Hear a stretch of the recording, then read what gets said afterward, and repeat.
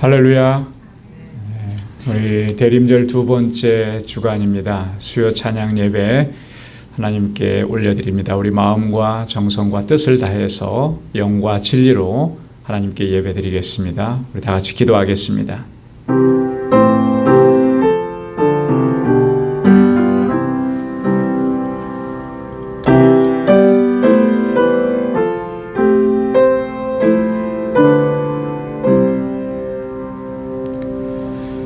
나의 영혼아 잠잠히 하나님만 바라라. 대저 나의 소망이 저로 쫓아나는도다. 오직 저만 나의 반석이시요 나의 구원이시요 나의 산성이시니 내가 요동치 아니하리로다.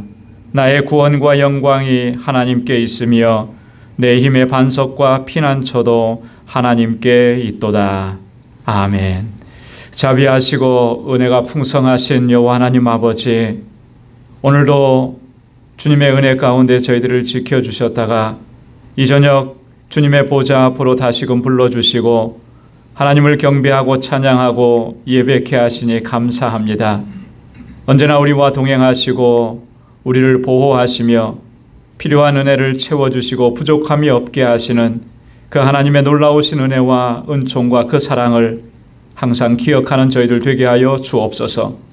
우리의 허물과 죄악 가운데도 우리를 멸하지 아니하시고 긍휼과 자비를 베풀어 주신 주님 앞에 나아올 때 우리의 허물과 죄악을 고백합니다. 주님 용서하여 주옵시고 다시 거룩하게 하셔서 하나님 기뻐하시는 산제사 주님께 올려드릴 수 있도록 우리 주 성령께서 우리를 주장하시고 인도하여 주옵소서. 온 마음을 다하고 힘을 다하여 주님을 경배합니다. 우리의 예배를 받아주시고 오늘 우리 가운데 임하셔서 주님의 위로와 평강으로 덧입혀 주옵소서. 예수님의 이름으로 기도드리옵나이다. 아멘. 전능하사 천지를 만드신 하나님 아버지를 내가 믿사오며 그 외아들 우리 주 예수 그리스도를 믿사오니 이는 성령으로 잉태하사 동정녀 마리아에게 나시고 본디오 빌라도에게 고난을 받으사 십자가에 못 박혀 죽으시고 장사한 지 사흘 만에 죽은 자 가운데서 다시 살아나시며 하늘에 오르사 전능하신 하나님 우편에 앉아 계시다가 저리로서 산 자와 죽은 자를 심판하러 오시리라. 성령을 믿사오며 거룩한 공예와 성도가 서로 교통하는 것과 죄를 사하여 주시는 것과 몸이 다시 사는 것과 영원히 사는 것을 믿사옵나이다. 아멘. 우리 찬양으로 하나님께 영광 돌리겠습니다. 문들아 머리 들어라.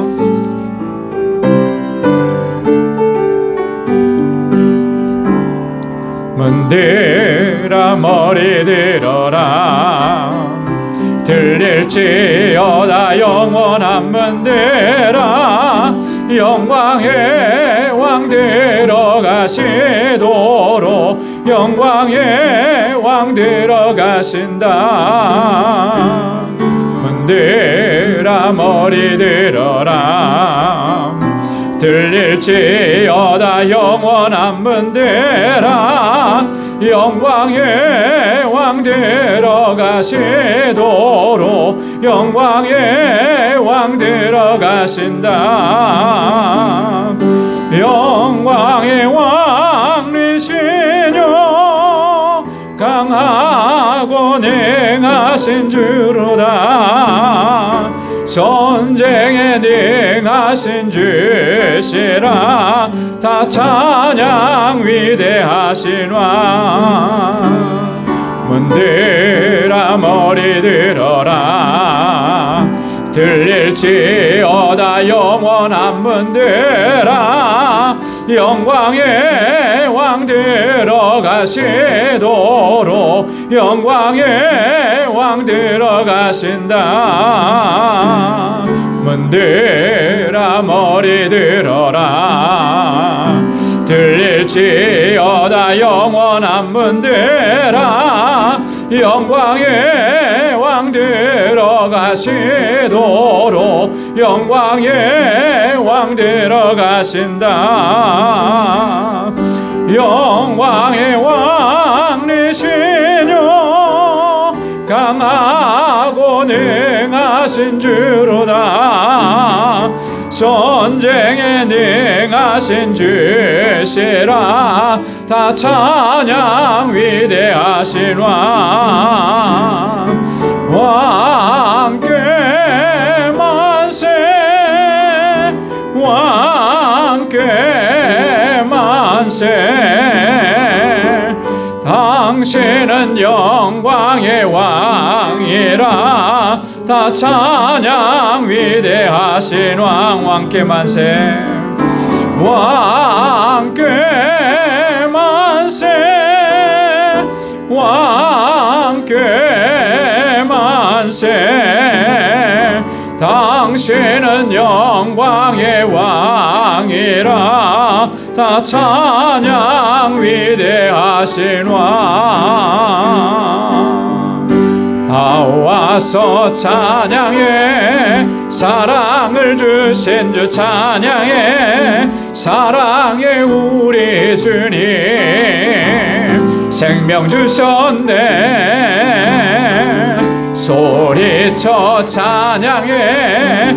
기쁨을 주시는 우리 왕, 찬양의 제사 드리며 주님께 경배해.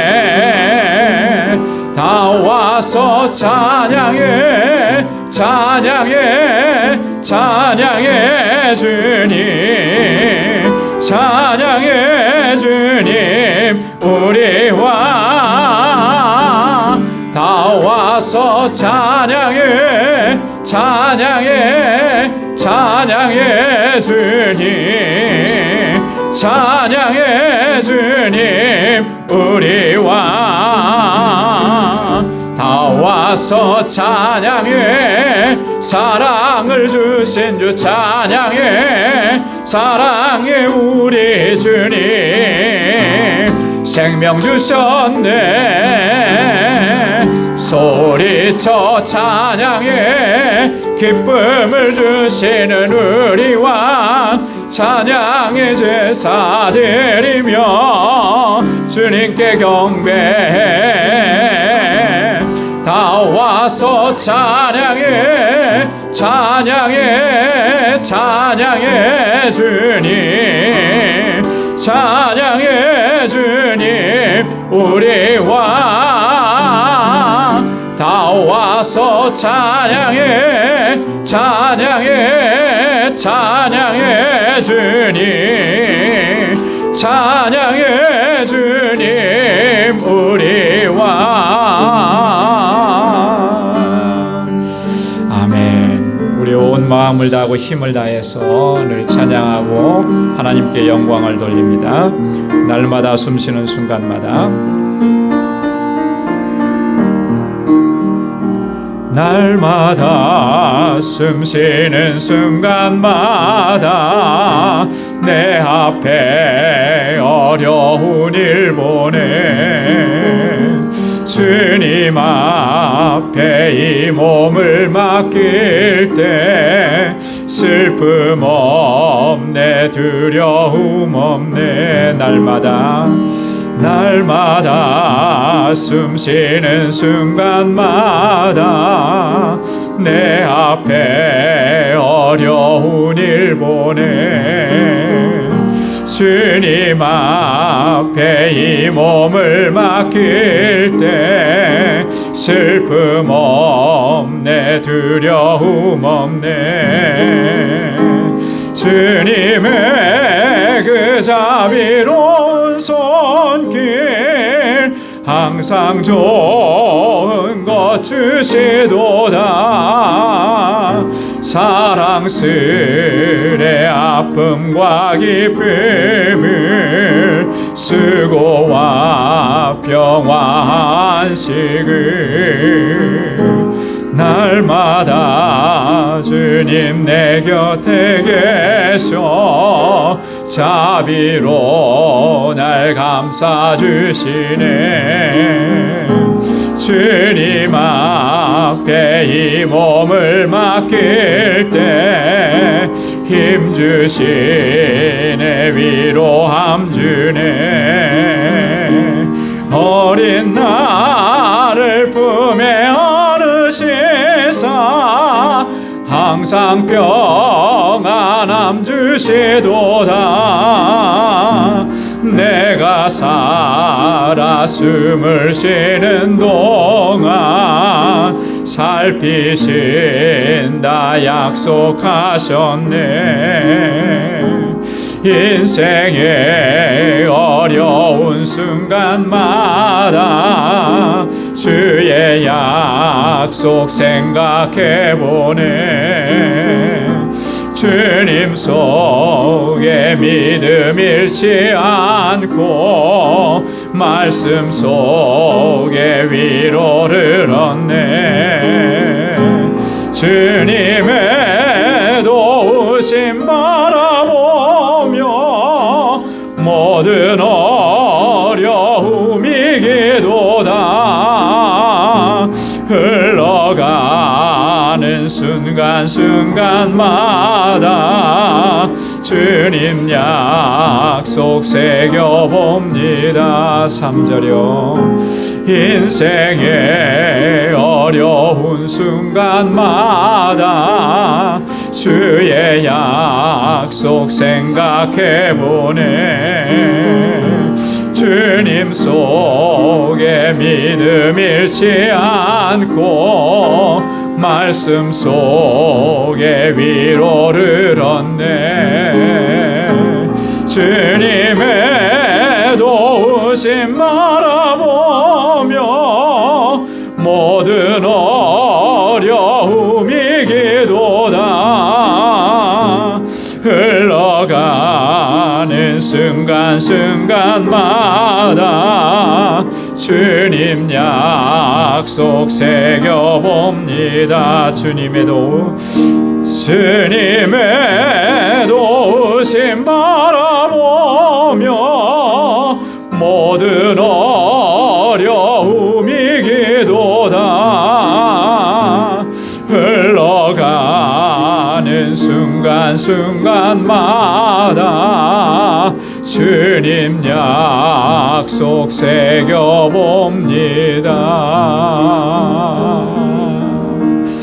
아멘. 우리 이 시간 나같이 통성으로 함께 기도하겠습니다. 교회를 위해서 기도해 주시고 특별히 우리 주일학교와 유스그룹과 EM을 위해서 기도해 주시기 바랍니다. 또 유스그룹과 EM의 사역자 하나님께서 속히 보내어 주시도록 같이 기도해 주시고요. 우리 지체들을 위해서 기도합니다.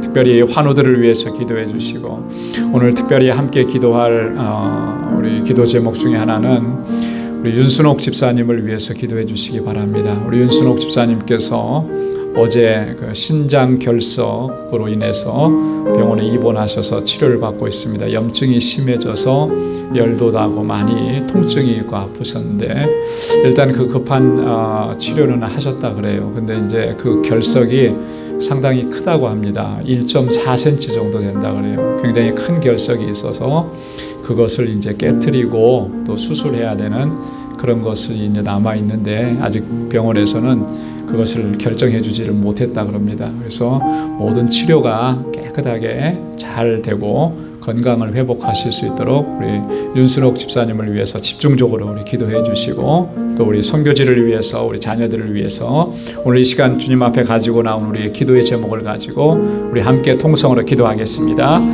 은혜가 풍성하시고 자비하신 아버지 하나님 참 고맙고 감사합니다. 아버지 하나님 오늘도 저희들을 사랑하셔서 이렇게 은혜의 보좌 앞으로 불러주시고 주님을 찬양하고 예배케 하시니 하나님 고맙습니다.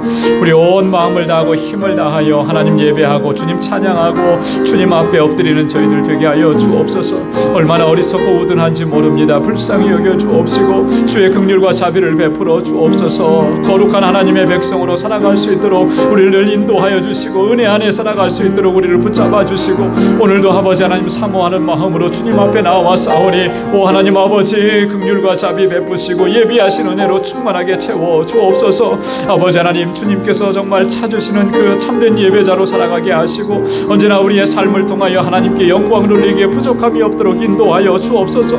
아버지 하나님 거룩한 백성으로 살아갈 수 있도록 도와주시고 우리의 허물과 죄악들을 주의 보혈로 깨끗하게 씻어주시며 정결하게 하여 주옵소서.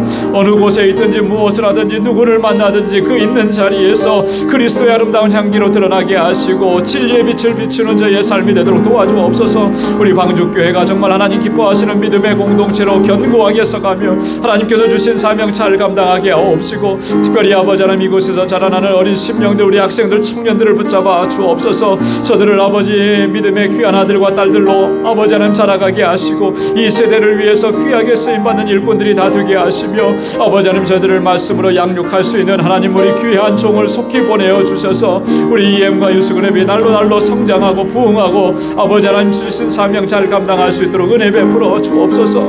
아버지 하나님 우리 사랑하는 지체들을 위해서 기도합니다. 육신의 연약함을 안고 하나님 주님 앞에 부르짖고 아버지 하나님 주님 앞에 간구하는 심령들마다 주님의 손으로 만져주시고 치료하여 주옵소서. 우리 연로하신 어르신들을 붙잡아 주시고 하늘 소망 붙잡고 믿음으로 끝까지 승리케 하여 주옵소서.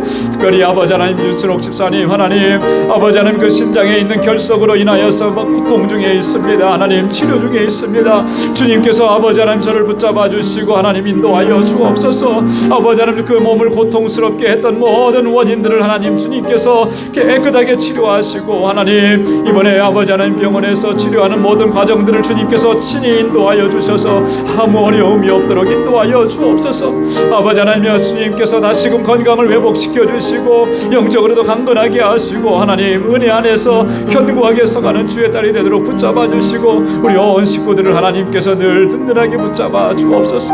아버지 하나님 땅끝까지 이르러 복음을 증거하라고 하신 주님의 아버지 명령을 붙들고 하나님 주의 복음을 전하는 우리 선교사님들 하나님 눈동자와 같이 지켜주옵소서. 안전하게 하시고 건강을 지켜주시고 그 사역에 어려움이 없도록 붙잡아 주시고, 특별히 아버지 하나님 멕시코에 세워주신 하나님이 알라메다 방주교회 하나님께서 은혜 가운데 붙들어 주시며 그 지역의 영혼들을 하나님 앞으로 인도하는 이 귀한 사명을 온전하게 감당하는 귀하고 복된 재단이 되게 하시고, 아버지 우리 선교사님과 모든 아버지 동역하는 사역자들에게 크신 은혜 베풀어 주옵소서. 오늘 이 저녁에도 주님 앞에 나와서 간절하게 간구하고 기도합니다. 주의 종들의 기도마다 하나님 선하신 응답을 허락해 주시고 하나님 오늘도 말씀으로 하나님 우리를 새롭게 하시고 주님 앞에서 새롭게 결단하는 은혜의 시간이 되도록 인도하여 주시옵소서. 모든 것 감사합니다. 모든 영광 주님께 올려드립니다. 예수님의 이름으로 간절히 기도드리옵나이다. 아멘. 네, 하나님께서 또 저희들에게 크신 은혜 또 응답 허락해 주실 줄로 믿습니다. 오늘 함께 묵상할 하나님의 말씀입니다. 로마서 제4장 1절에서 12절까지 말씀.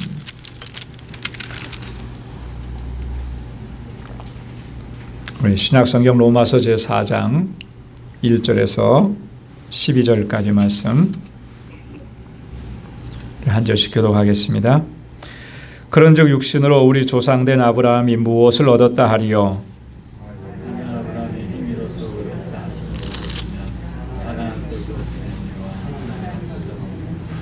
성경이 무엇을 말하느냐? 아브라함이 하나님을 믿음에 이것이 저에게 의로 여기신 바 되었느니라.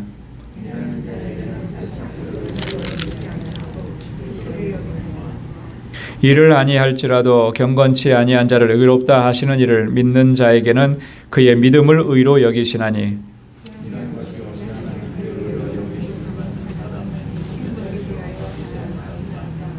그 불법을 사하심을 받고 그 죄를 가리우심을 받는 자는 복이 있고,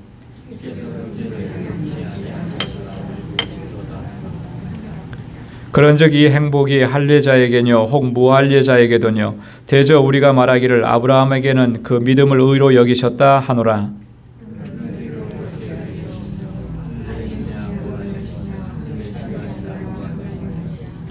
저가 할례의 표를 받은 것은 무할례 시에 믿음으로 된 의를 인친 것이니, 이는 무할례자로서 믿는 모든 자의 조상이 되어 저희로 의로 여기심을 얻게 하려 하심이라.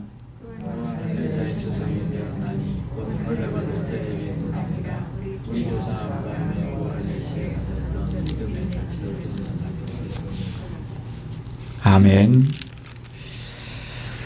할렐루야. 우리 오늘 함께 묵상할 내용은 우리 지난주에 말씀 묵상한 것과 또 이어지는 그런 내용입니다. 여러분, 지난주에는 우리가 어떤 말씀을 가지고 어떤 내용을 가지고 우리가 말씀을 나눴는가 하면 하나님의 의라고 하는 것에 대해서 바울이 증거하는 내용을 가지고 우리가 말씀을 나눴습니다.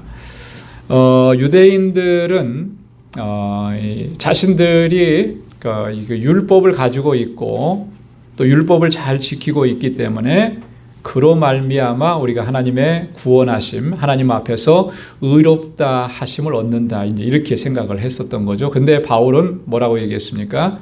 잘못됐다라고 하는 거죠. 결국 그럴 수가 없다라고 하는 거예요. 그죠?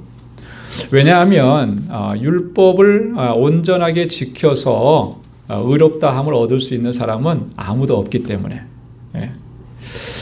아무리 내가 최선을 다하고 아무리 내가 정말 율법을 잘 힘써서 지켰다고 해도 그 율법을 온전히 지킬 수 있는 사람은 아무도 없다라고 하는 거예요. 그래서 율법으로는 의를 얻을 수가 없는 거예요. 율법이 부족해서 모자라서 선하지 못해서 그런 것이 아니라 사람이, 인간이 자체가 그렇다는 거죠. 불완전하기 때문에.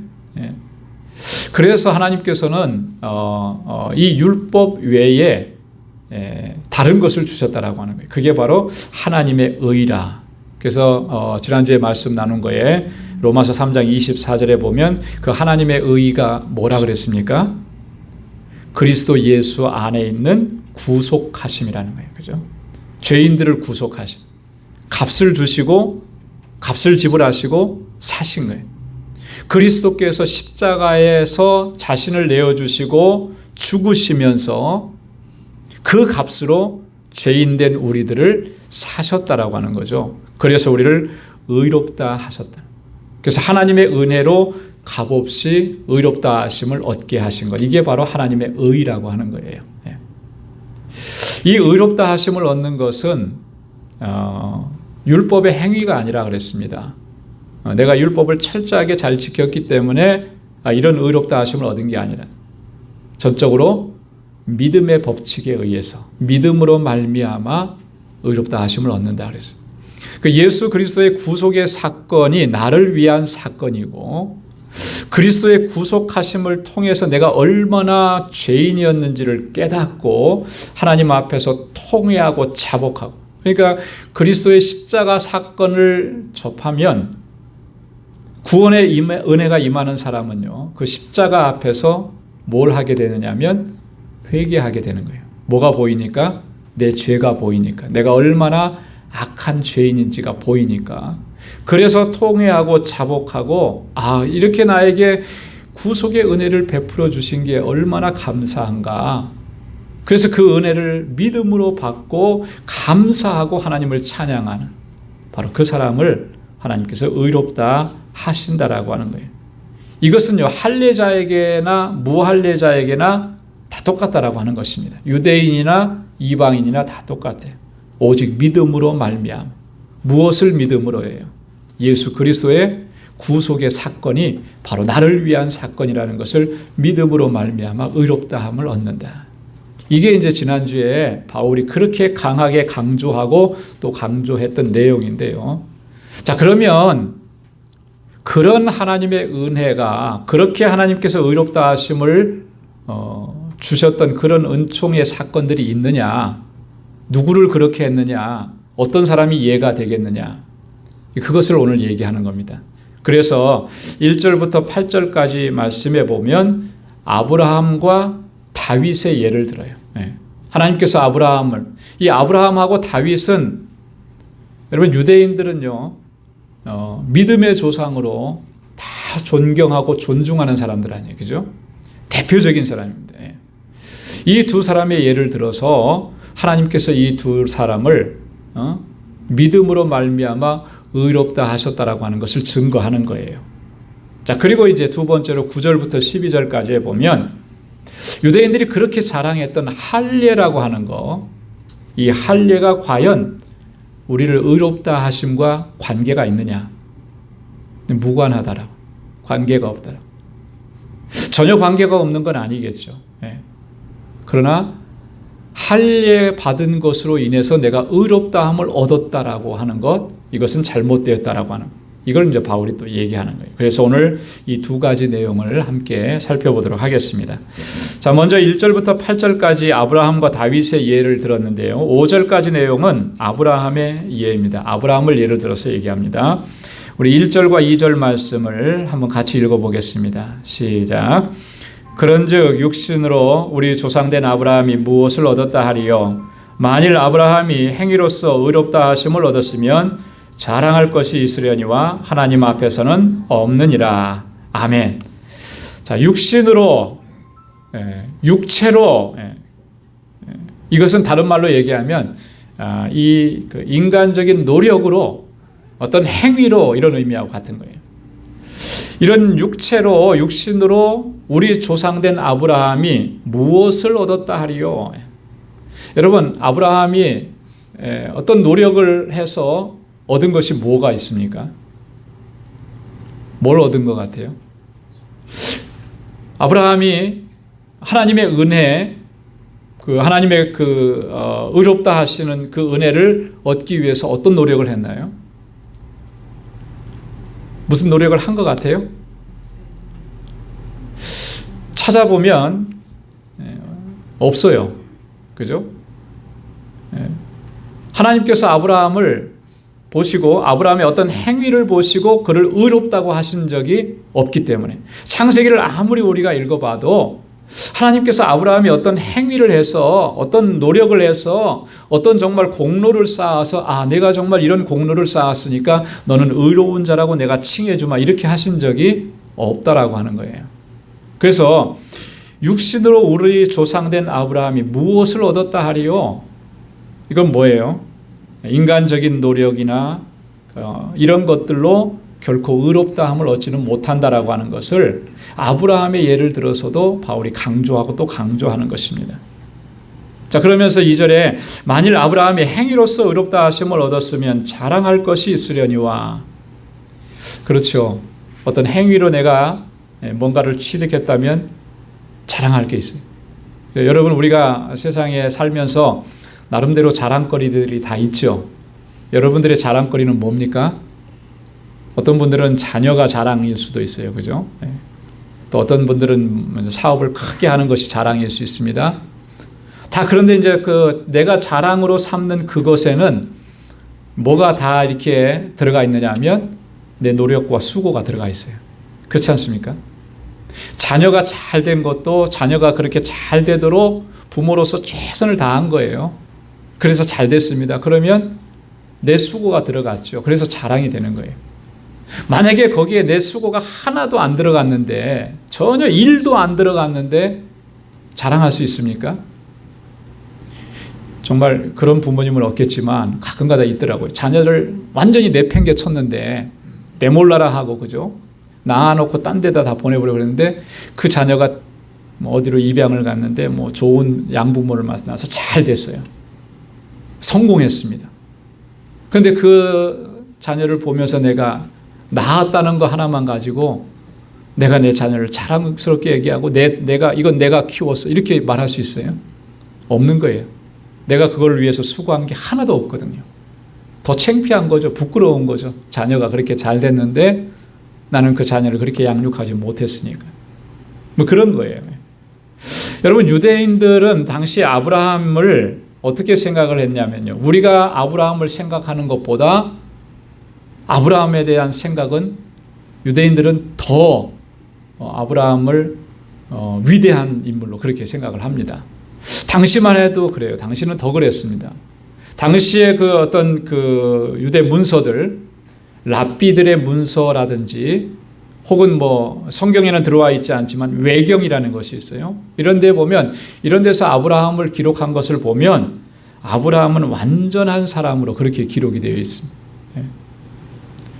아주 어릴 때부터 하나님을 잘 섬겼던 사람, 그리고 아주 예지력이라는 게 이런 게 뛰어난 사람. 그래서 이 랍비들의 문서에 보면은 이미 아브라함이 율법이 주어지기도 전인데 할례를 받기도 전인데 이 율법과 할례를 받을 것을 예견했다고까지 그렇게 기록을 하더래요. 또 하나님의 임재하심을 불러오고 항상 그 안에 거할 수 있는 능력을 가지고 있는 사람이다. 뭐 이런 식으로 아브라함을 기록을 한 거예요. 그러니까 유대인들이 아브라함을 어떻게 생각하는지 우리가 엿볼 수가 있는 거죠. 이런 모든 것들이 아브라함이 그만큼 노력하고 그만큼 수고하고 그만큼 최선을 다했기 때문에 이런 능력을 갖추게 되었다. 그렇게 생각을 한 겁니다. 자, 이 기본적으로 이런 생각을 가지고 있었던 유대인들에게 바울이 지금 하는 이 말, 바울이 하는 이 말, 하나님 앞에서는 우리가 자랑할 게 하나도 없다. 이렇게 얘기하는 것을 들으면 사실 어떻게 보면 유대인들이 생각하고 있었던 걸 뿌리채 이렇게 흔들어 놓는 그런 바울의 선언이기도 한 거예요. 하지만 이건 분명한 거죠. 아브라함이 하나님께서 그를 의롭다 하신 것은 결코 그의 행위가 근거가 된 것은 아니다. 물론 아브라함이 보여준 행위는요, 대단한 게 많죠. 그렇지 않아요? 여러분, 아브라함이 보여준 행위 가운데 가장 대단한 것을 꼽으라고 하면 뭘 꼽을 수가 있겠습니까? 아들 이삭을 바치는 거죠. 100세에 얻은 아들, 그 아들 이삭을 하나님께 희생제물로 드린 것. 창세기 22장에 이 내용이 나오는데요. 여러분, 이런 사실을 보면 정말 아브라함이 위대한 인물인 것을 잘 보여주는 거죠. 타의 추종을 불허하죠, 사실은. 그런데 이러한 것들이 정말 하나님께서 아브라함을 의롭다고 하시는 결정적인 요소가 되었느냐? 성경은 그렇게 얘기하고 있지 않다라고 하는 거예요. 하나님께서 아브라함이 이삭을 바치는 그 모습을 보고 너는 정말 의로운 자야. 내가 너를 의롭다 하겠노라. 이렇게 말씀하셨냐? 그렇게 하신 게 아니라는 거예요. 이것이 만약에 그렇게 되었다면 아브라함이 자랑할 게 참 많은 거죠. 내가 이렇게 하나님께 이삭을 바쳤더니 하나님께서 나를 의롭다고 해주셨어. 자랑할 만하죠. 자기가. 근데 그렇지 않다라고 하는 거예요. 왜냐하면 하나님께서 아브라함의 그런 행위를 보시고 그를 의롭다고 해주신 것이 결코 아니기 때문에 그렇다라고 하는 거예요. 하나님 앞에서는 결코 자랑할 게 없다라고 합니다. 아브라함의 행위에서 난 것이 아니니까. 여기에서 우리가 한 가지 좀 기억해야 될 중요한 요소가 있는데요. 이게 뭐냐면 우리가 사람이 자기 자신의 행위를 자랑하는 것은 무엇에 근거하는 것이냐면 상대적인 의에 근거한 것입니다. 이 상대적인 의라고 하는 것은 이런 거예요. 다른 사람과 비교해 봤을 때 내가 그 사람보다 낫다. 이런 거. 여러분, 우리가 다른 사람하고 비교해 봤더니 좀 저 사람보다 내가 좀 착해. 그죠? 내가 저 사람보다 좀 좋은 일 많이 했어. 이러면 그거 자랑스럽게 생각. 우리가 자랑하는 것은요, 다 이런 상대적인 것들이에요. 다른 사람하고 비교해서. 자, 그런데 하나님 앞에서 하나님께서 보시는 건 뭐냐면, 하나님이 가지고 계신 의는 뭐냐면 절대적인 의라고 하는 거예요. 하나님은 절대적인 의. 절대적이라고 하는 것은 이런 의미입니다. 우리 인간의 어떠한 것으로도 비교할 수 없고 범접할 수 없는 그런 의예요. 그 절대적인 것 앞에 상대적인 것은 결코 자랑할 수가 없는 거죠. 완전함 앞에 불완전함은 결코 비견될 수가 없는 거예요. 그래서 바울이 하나님에게 있는 것은 절대적인 의예요. 그래서 그 앞에서 자랑할 것. 하나님 앞에서는 자랑할 수가 없다라고 선언하는 것입니다. 여러분, 우리가 이것을 꼭 기억해야 돼요. 우리가 신앙생활 하면서 사실 우리가 유혹받는 것들이 참 많은데 나의 행위나 나의 선함이나 나의 의를 드러내고 자랑하려고 하는 마음이 종종 들어옵니다. 유혹이에요. 우리 시험하는 것입니다. 결코 자랑할 수 있는 게 없어요. 우리가 자랑할 수 있는 것이 하나 있다면 하나님께서 행하신 일, 하나님의 의, 하나님께서 나를 구원하신 일, 하나님의 행위만을 우리가 드러내고 자랑해야 한다라고 하는 것입니다. 그것을 우리가 잊지 말아야 돼요. 그래야만 우리의 모든 믿음의 여정과 신앙의 삶과 수고하고 헌신하고 봉사하는 이 모든 것들이 하나님께서 기뻐 받으시는 것들이 된다라고 하는 것입니다. 자, 그러면 또 이어서 보겠습니다. 3절 말씀에 한번 3절 같이 한번 읽어보겠습니다. 시작. 성경이 무엇을 말하느냐? 아브라함이 하나님을 믿음에 이것이 저에게 의로 여기신 바 되었느니라. 아멘. 자, 성경에서는 뭐라고 말했다 그랬습니까? 아브라함이 의롭다함을 얻은 게 뭐 때문에 얻었다 그랬어요? 하나님을 믿음에 그랬습니다. 믿음. 아브라함이 의롭다 하심을 얻은 것은요, 그가 하나님을 믿었기 때문에 그 믿음으로 말미암아 의롭다 하심을 얻었다라고. 성경이 분명하게 증거하는 것이, 성경이 분명하게 증거하는데도 유대인들은 이것을 놓치는 거죠. 자신들의 어떤 전통이라든지 이런 것들 때문에 이제 놓쳐버린 거예요. 자, 이 말씀이 어디 있는 말씀이냐면 창세기 15장 6절에 있는 말씀이에요. 창세기 15장 6절에 가면 아브라함이 여호와를 믿으니 여호와께서 이를 그의 의로 여기시고, 아브라함에게 의롭다 하신 것은 다른 거 보신 게 아니에요. 아브라함의 행위를 보신 게 아니에요. 자, 아까도 말씀드렸듯이 이삭을 드리는 행위는 대단한 것입니다. 그죠? 근데 그 이삭을 드린 행위가 언제 나타나느냐면 창세기 22장이라 그랬습니다. 그보다 훨씬 이전에 창세기 15장에 하나님께서 아브라함을 의롭다고 하신 거예요. 자, 그러니까 이것만 봐도 아브라함의 행위가 하나님 앞에서 의롭다 하심을 얻게 된 결정적인 요인이다, 이렇게 말할 수가 없다라고 하는 것을 볼 수가 있는 것입니다. 갈라디아서 3장 6절에서 바울이 이 사실을 또 한 번 다시 얘기합니다. 아브라함이 하나님을 믿음에 이것을 그에게 의로 정하셨다 함과 같으니라. 왜 이렇게 반복해서 얘기하는 거겠습니까? 로마서에도 얘기하고 갈라디아서도 얘기하고, 이게 중요하기 때문에 그런 거예요. 그죠? 이게 그만큼 중요하기 때문에.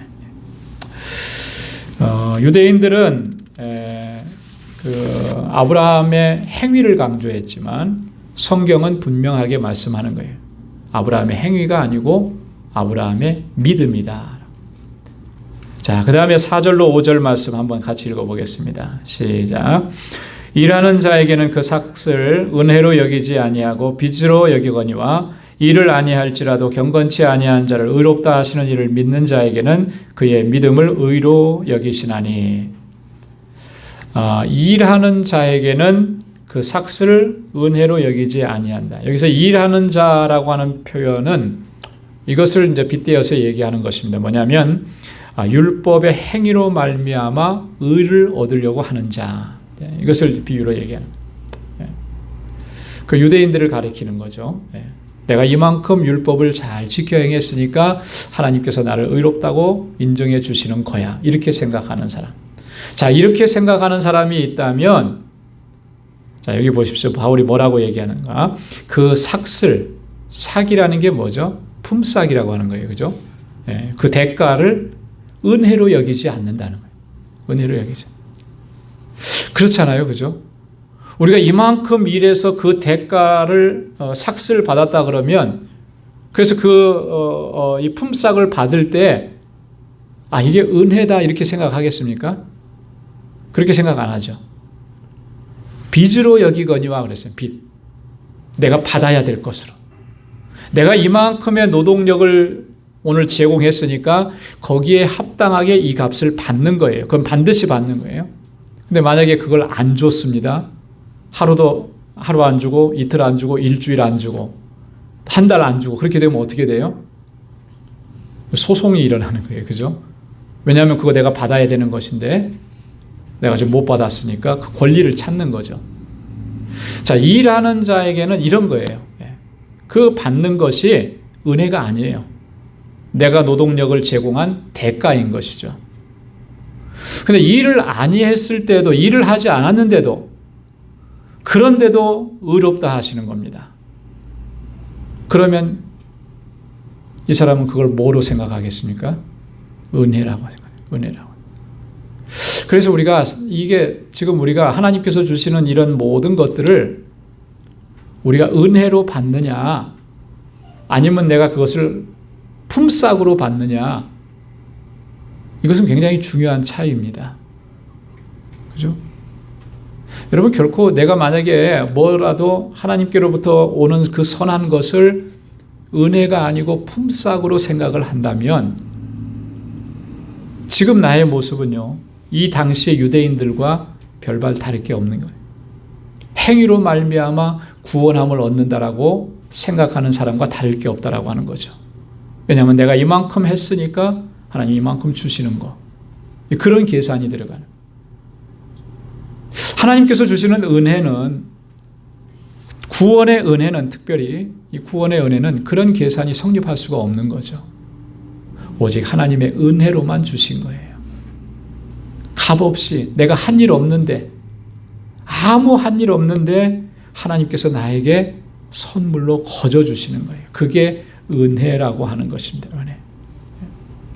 일을 아니할지라도 그랬습니다. 일을 아니할지라도, 마땅히 보수를 받을 수 있는 자격을 내가 갖지 못했을지라도 그런 거예요. 그런 의미예요.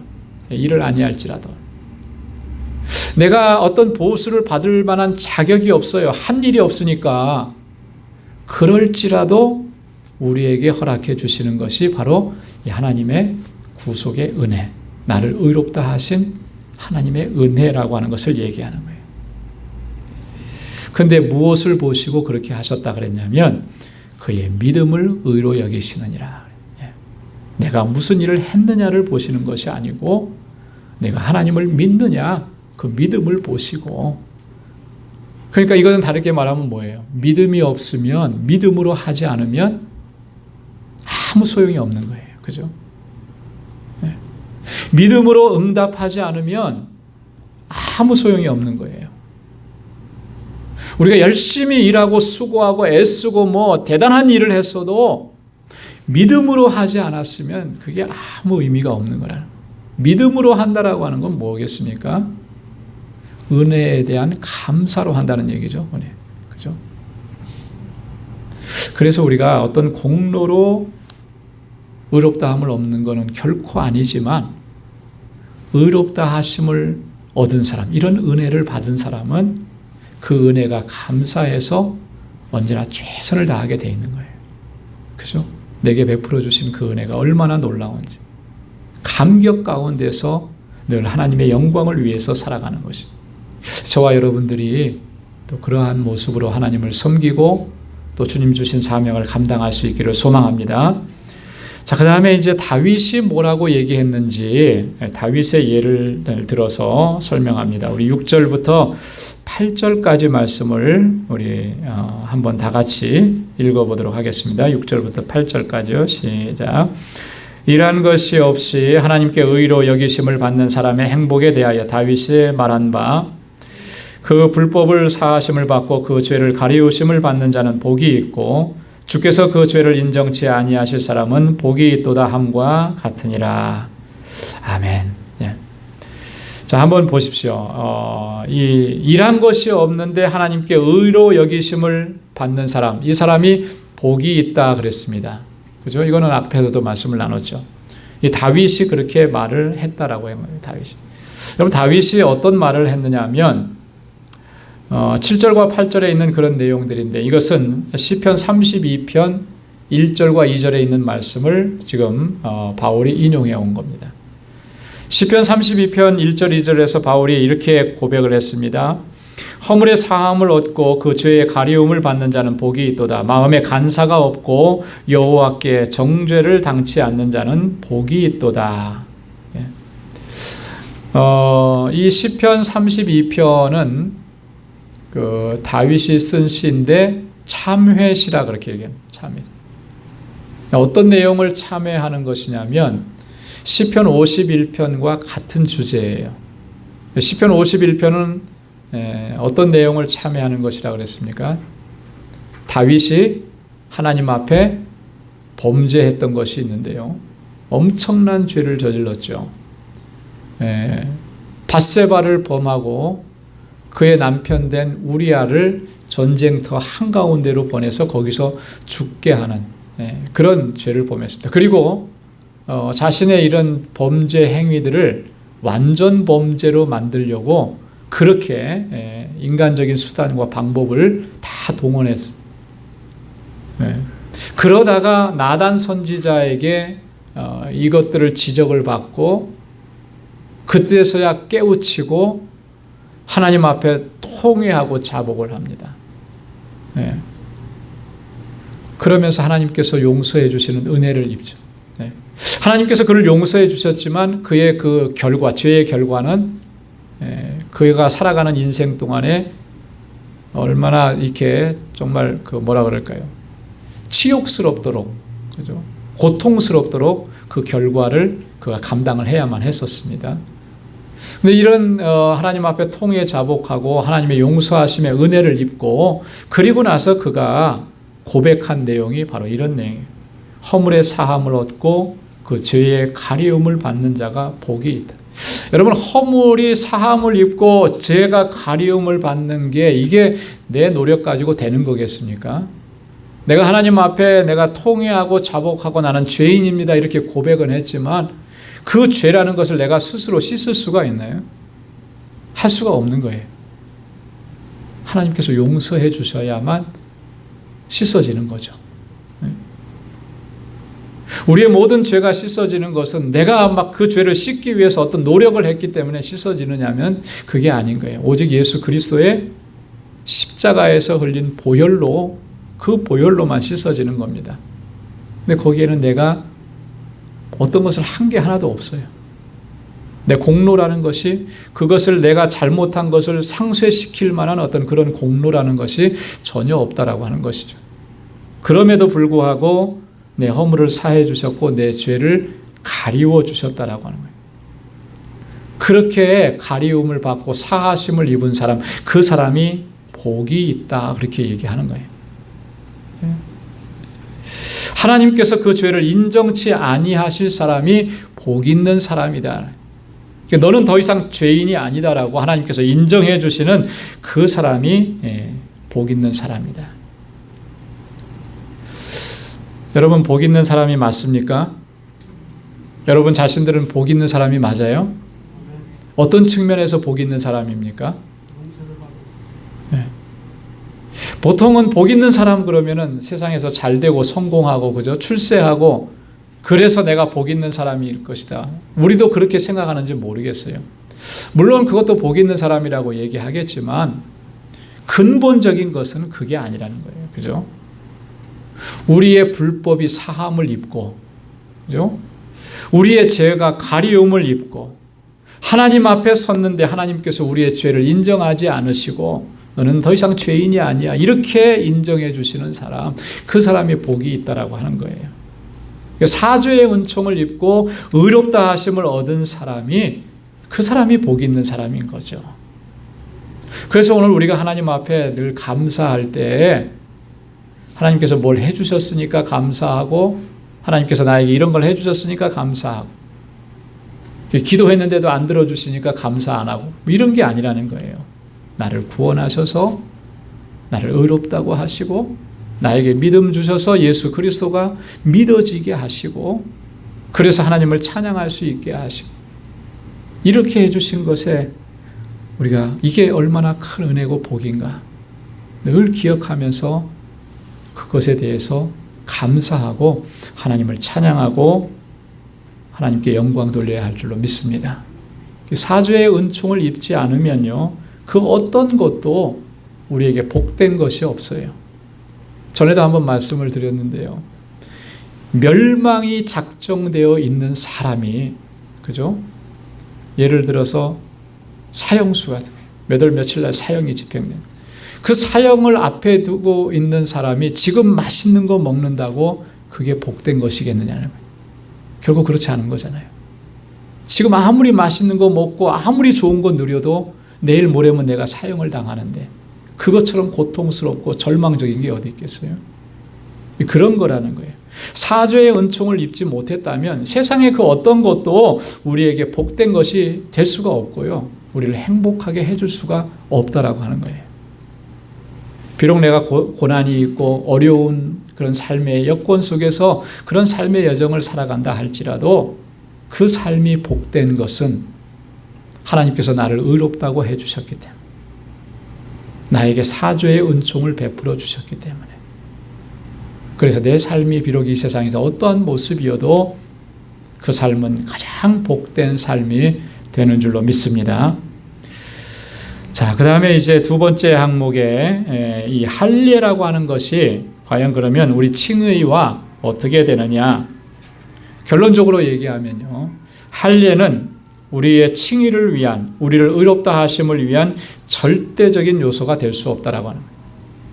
이건 다른 말로 얘기해서 우리가 할례를 받았기 때문에 의롭다 하심을 얻는 것이다, 이렇게 얘기할 수가 없다라고 하는 거예요. 할례는 그럼 뭐냐? 우리가 의롭다 하심을 받은 것을 확증해 주는 것이라. 여러분, 이 그 명품 브랜드의 어떤 그런 제품들을 보면, 이게 명품 브랜드라고 하는 것을 뭘로 확인을 하세요? 여러분들은 그 브랜드 마크를 보고 확인하잖아요. 그죠? 이 마크가 진짜인가 보고, 그걸 보고 이건 명품이야, 이렇게. 만약에 명품으로 다 재료 다 만들었는데 그 마크가 없어요. 그러면 이게 그 브랜드인지 뭔지 어떻게 알 수 있겠어요? 모르는 거죠. 그죠? 그래서 그 브랜드 마크는 표시예요. 이 제품이 이러이러한 명품이다라고 하는 거. 할례라고 하는 것은 그런 의미로 주신 거라는 거예요. 하나님께서 이스라엘 아브라함을 택하셔서 하나님의 백성이라고, 그리고 아브라함에게 약속을 주셨고, 아브라함을 어떻게 했다고 그랬습니까? 그의 믿음을 보시고 의롭다고 인정해 주셨고, 그렇게 인정해 주신 것을 아브라함은 내가 인정한 사람이야 라고 탁 표를 찍어주는 게 뭐예요? 그게 할례라고 하는 거예요. 할례. 근데 유대인들은 이걸 거꾸로 생각한 거예요. 그죠? 내가 할례를 받았으니까. 유대인들은 다 언제 할례를 받냐면 태어나서 8일 만에 할례를 받습니다. 모든 남자들은 태어나서 8일 만에 할례를 받아야 돼요. 그래서 그 표시를 다 가지고 있어요. 유대인들이라는 것은. 할례의 표시를. 자, 그런데 그 할례의 표시를 가지고 나는 구원받은 사람이야, 하나님의 의로운 백성이야, 이렇게 생각을 한다라고 하는 거예요. 지금까지도 유대인들은 그렇게 생각을 해왔어요. 근데 그게 비성경적이란, 잘못되었다라고 하는, 결코 그게 아니라고 하는 거죠. 의롭다 하심을 얻었다라고 하는 표식이라고 하는 거예요. 그러니까 의롭다 하심이 먼저 주어지는 겁니다. 그리고 나서 할례가 주어져요. 아브라함의 경우를 봐도 그래요. 아브라함. 창세기 15장에 아까도 말씀드린 것처럼 하나님께서 아브라함의 믿음을 의로 여기셨다 그랬습니다. 그리고 언제 할례를 베푸시냐면 창세기 17장에 가서 할례를 베푸십니다. 아브라함을 부르시고 아브라함에게 너의 모든 집안의 식구들, 또 너희 후손 대대로 너희는 하나님의 자녀, 하나님의 백성, 하나님의 언약이 있는 것을 너희 몸에 새기는 이 할례를 행하라, 이렇게 말씀하시는 거예요. 이때 아브라함의 나이가 몇 살이냐면 99세예요. 이때는 벌써 아들이 하나 있었죠. 이스마엘이라고 하는 아들이 있었습니다. 이 이스마엘의 나이도 14살, 13살이나 되었었던 때예요. 자, 그러니까 의롭다 하심을 얻고 그 이후에 하나님께서 할례를 행하도록 그렇게 말씀을 하신 거예요. 자, 이것을 분명하게 이해해야 한다라고 하는 거죠. 자, 그러면 우리 9절부터 어떻게 되나요? 9절부터 12절까지 말씀 우리 같이 한번 쭉 읽어보도록 하겠습니다. 9절부터요. 시작. 그런즉 이 행복이 할례자에게뇨 혹 무할례자에게도뇨 대저 우리가 말하기를 아브라함에게는 그 믿음을 의로 여기셨다 하노라. 그런즉 이를 어떻게 여기셨느냐? 할례시냐 무할례시냐? 할례시가 아니라 무할례시니라. 저가 할례의 표를 받은 것은 무할례시의 믿음으로 된 의를 인친 것이니 이는 무할례자로서 믿는 모든 자의 조상이 되어 저희로 의로 여기심을 얻게 하려 하심이라. 또한 할례자의 조상이 되었나니 곧 할례 받을 자에게뿐 아니라 우리 조상 아브라함의 무할례시에 가졌던 믿음의 자취를 쫓는 자들에게도니라. 아멘. 자, 중요한 것은 여기서 두 가지죠. 아브라함이 할례의 표를 받은 것은 할례의 포를 받은 것은 그가 무할례 시에 믿음으로 된 의를 인친 것이다. 자, 아브라함이 하나님 앞에 의롭다 하심을 받았을 때는 그가 아직 할례 받기 훨씬 전이었다라고 하는 것을 아브라함을 통해서 유대인들이 그렇게 자랑스럽게 여겼던 할례라고 하는 것, 하나님의 백성이라는 표시라고 하는 이것이 그것이 그들이 그렇게 자랑하는 것처럼 그들을 의롭다고 하고 그들을 하나님 앞에서 하나님의 백성이 되게 하는 조건이 되는 것이 아니라고 하는 것을 이야기하는 거예요. 그래서 아브라함이 무할례 시에 받은 그 의롭다함을 인쳐주신 것이 할례라고 하는 것. 이게 이제 첫 번째 강조하는 내용이고요. 두 번째 강조하는 것은 뭐냐면, 그러면 이 아브라함을 의롭다고 하신 그 하나님의 역사하심과 또 하나님의 인쳐주심은 과연 누구를 위한 것이냐라고 하는 거예요. 어떤 사람들을 위한 것이냐. 무할례자들에게 그렇게 행하는 것이냐 아니면 할례자에게도냐. 둘 다 동일하게 적용이 된다라고 하는 거예요. 무할례자, 할례받지 않은 사람들, 이방인들을 얘기하는 거죠. 이방인들도 의롭다 하심을 얻는 그들이 하나님 앞에서 의롭다 하심을 얻는 것은 무엇을 통해서라는 거예요? 믿음을 통해서. 할례자들, 할례 받은 자들, 앞으로도 할례 받아야 될 사람들, 이런 사람들이 의롭다 하심을 얻는 것도 무엇을 통해서요? 믿음을 통해서, 믿음으로 말미암아. 변하지 않는다라고 하는 것이죠. 자, 그래서 오늘 12절 끝에서 이렇게 말씀합니다. 아브라함의 무할례 시에 가졌던 믿음의 자취를 쫓는 자들에게, 이게 중요한 거라는 거예요. 의롭다 하심을 얻는 것은 어떤 사람이 얻느냐면 어떤 모습이냐면, 아브라함이 그가 할례 받기도 전에 믿음으로 하나님 앞에 응답했던 그 길로 걸어가는 사람, 그렇게 아브라함처럼 믿음으로 응답한 사람, 그 사람만이 하나님 앞에서 의롭다함을 얻는다라고 하는 것을 바울이 강조하고 또 강조한. 그래서 진정한 아브라함의 후손이 누구냐? 혈통적으로, 육체적으로 유대인으로 태어났고 할례를 받았고, 이것이 아브라함의 후손이 아니라 아브라함이 가졌던 그 믿음의 자취를 따라가는 사람이 진정한 영적인 아브라함의 후손이라고 하는 거예요. 이게 중요한 거예요. 그래서 오늘 우리가 그 믿음을 우리도 소유하고 있느냐를 항상 살펴봐야 하는 거예요. 아브라함이 하나님을 믿어서 하나님께서 그를 의롭다고 여기셨던, 아브라함이 가지고 있었던 그 믿음, 그 아브라함이 가지고 있었던 그 믿음은 구체적으로 어떤 것이겠습니까? 한 가지만 얘기하라고 한다면 하나님의 약속, 하나님의 신실하심, 그 하나님의 신실하심을 그가 믿고 의지하고 따라가는 거예요. 창세기 12장에 보면 아브라함을 하나님께서 부르시는 장면이 나오죠. 그래서 내 본토 친척 아비집을 떠나서 어디로 가라고 했습니까? 내 본토 친척 아비집을 떠나서 어디로 가라 그러셨어요? 하나님께서 아브라함에게 부르셨을 때 어디로 가라 그러셨죠? 왜 아무것도 모르는 것처럼 대답을 다 아시는 내용인데, 내가 내게 지시할 땅으로 가라 그래. 그죠? 그 땅이 어디였습니까? 가나안 땅이었잖아요. 그죠? 가나안 땅. 그러니까 사실 아브라함이 그 땅이 어딘지 몰라요. 하나님께서 어디로 가라고 말씀 안 하셨습니다. 그냥 내가 너에게 지시할 땅이 있으니까 그걸로 가라 그래. 근데 아브라함은 하나님께서 그 말씀하신 것을 순종하고 따라갔죠. 하나님을 신뢰함으로. 그게 믿음이에요. 그래서 믿음을 다양하게 정리할 수도 있겠지만 가장 핵심적인 요소로 하나로 얘기하라 그런다면 하나님을 믿고 신뢰하는, 하나님 신뢰하는, 하나님 약속해 주신 거, 하나님 신실하신 분이시니까 그걸 반드시 이루어 주실 것을 믿는 믿음인 거죠. 그래서 신뢰하는 거예요. 네. 그러니까 말씀하신 그대로 순종할 수가 있게 되는 거죠.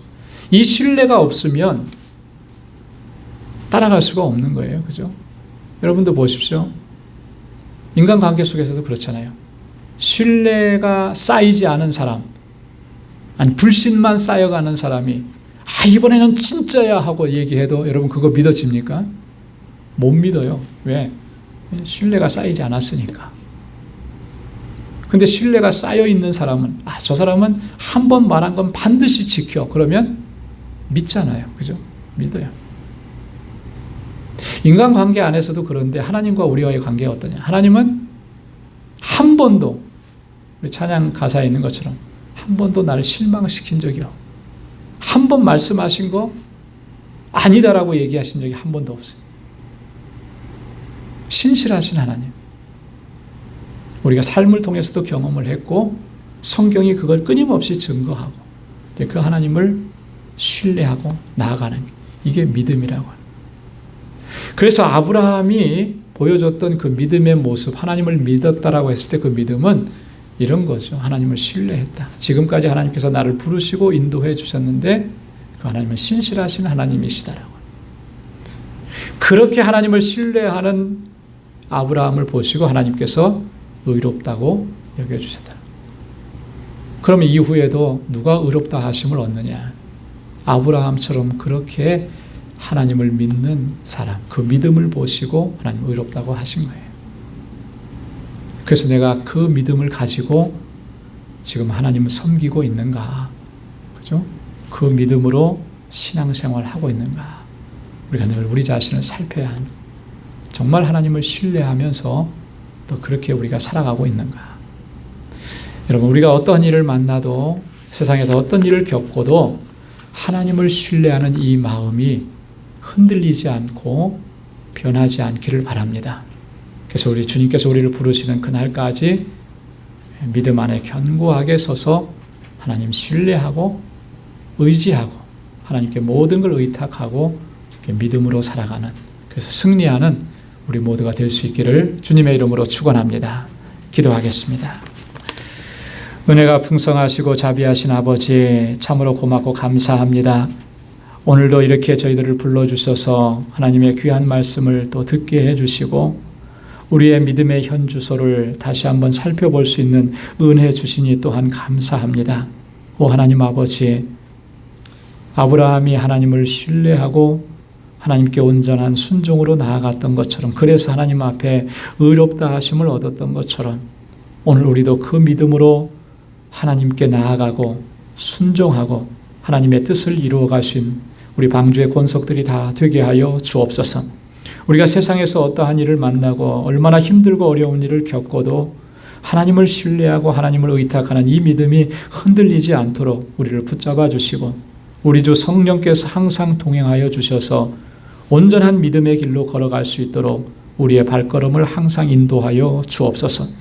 우리 방주의 권속들 그 가정가정에 주님의 평강을 더해 주시고 하나님 저희의 필요한 모든 것들을 채워주셔서 부족함이 없게 하시고 저희 손으로 하는 모든 일들이 복되게 하여 주시고 또 저희들이 속해 있는 직장과 또 저희에게 허락해 주신 믿음의 기업들을 하나님 든든하게 지켜 주옵소서.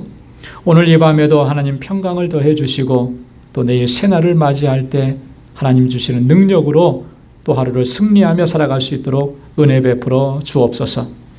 이제는 우리 주 예수 그리스도의 무한하신 은혜와 하나님 아버지의 크고 놀라우신 사랑과 성령의 위로 교통 충만하심의 역사가 믿음으로 살아 하나님께 영광 돌리는 삶을 살아가기로 결단하는 우리 방주의 모든 믿음의 권속들과 또 저들의 가정과 직장, 생업의 터전과 학업 위에 이제로부터 영원까지 함께 하시기를 간절히 축원하옵나이다.